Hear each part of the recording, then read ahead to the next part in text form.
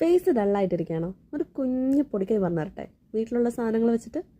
ഇതെന്ന് പറഞ്ഞാൽ ഈ കുപ്പിയിലിരിക്കുന്ന വേറെ ഒന്നുമല്ല കേട്ടോ, നമ്മുടെ ഉലുവയും അതുപോലെ നമ്മുടെ അരിപ്പൊടിയില്ലേ. ഇപ്പോൾ 2 സ്പൂൺ ഉലുവ എടുക്കുകയാണെങ്കിൽ 2 സ്പൂൺ അരിപ്പൊടി സമാസമം എടുക്കുക, ജസ്റ്റ് ഗ്രൈൻഡ് ചെയ്യുക, ഫേസിൽ അപ്ലൈ ചെയ്ത് കൊടുക്കുക.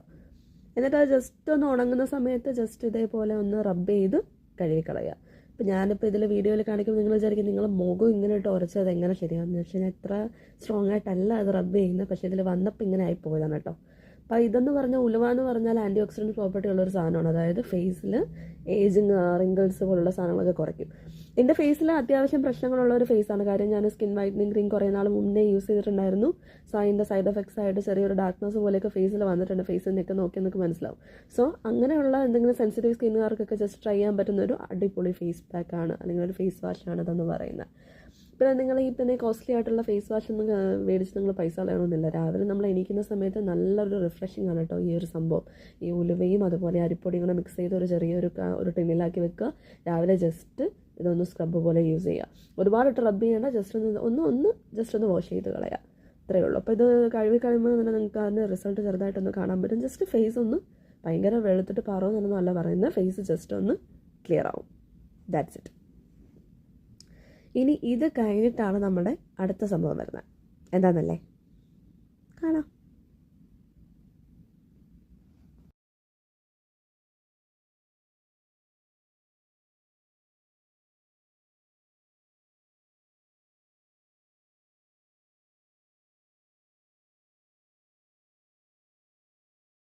ഇനിയാണ് നമ്മൾ അടുത്ത ഹീറോ. ഈ കുപ്പിയിലിരിക്കുന്ന അല്ലെങ്കിൽ ഈ പാത്രത്തിലിരിക്കുന്ന എന്താണെന്നല്ലേ, ഇത് തിന്നാനുള്ള സാധനമല്ല, നമ്മളൊരു അടിപൊളി സാധനമാണ്. വേറൊന്നുമല്ല, പപ്പായ ഇല്ലേ, നമ്മൾ സാധാരണ പപ്പായയും ഈ സെയിം ഉലുവയും ഇത്തിരി വെള്ളം ചേർത്തൊന്ന് കുഴമ്പ് രൂപത്തിലാക്കി മിക്സ് ചെയ്തിട്ട് ഒന്ന് ഫ്രിഡ്ജിൽ വെച്ച സാധനമാണ്. ഇത് ഭയങ്കര സംഭവമാണ് കേട്ടോ. ഇതിൻ്റെ ഇത് ഫേസിൽ അപ്ലൈ ചെയ്ത് കഴിഞ്ഞാൽ ഇത് നമ്മളിനി മൊത്തോട്ട് അങ്ങോട്ട് അപ്ലൈ ചെയ്യാൻ പോവുകയാണ്.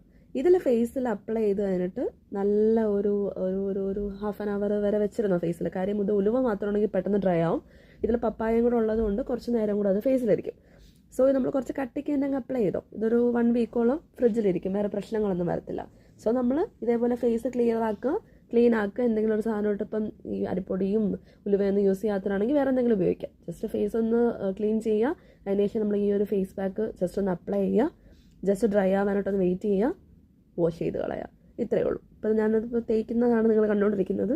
വളരെ ബുദ്ധിമുട്ട് കണ്ടല്ലേ. അന്ന് എന്തൊക്കെ നമ്മൾ ചെയ്യണമല്ലോ നമ്മുടെ സ്കിന്നൊന്ന് മെയിൻറ്റെയിൻ ചെയ്യണമെങ്കിൽ. സംഭവം അപ്ലൈ ചെയ്തിട്ട് ഒരു അരമണിക്കൂറായിട്ടുണ്ട്. ഞാൻ ജസ്റ്റ് കഴുകി കളയാണ്. കാരണം ഞാൻ കുറച്ച് ഒരു 5-5:30 ആയപ്പോഴാണ് തേച്ചത്. അരമണിക്കൂർ കഴിഞ്ഞപ്പോൾ 6 മണിയായി. ഇവിടെ നേരെ ഇരട്ടി.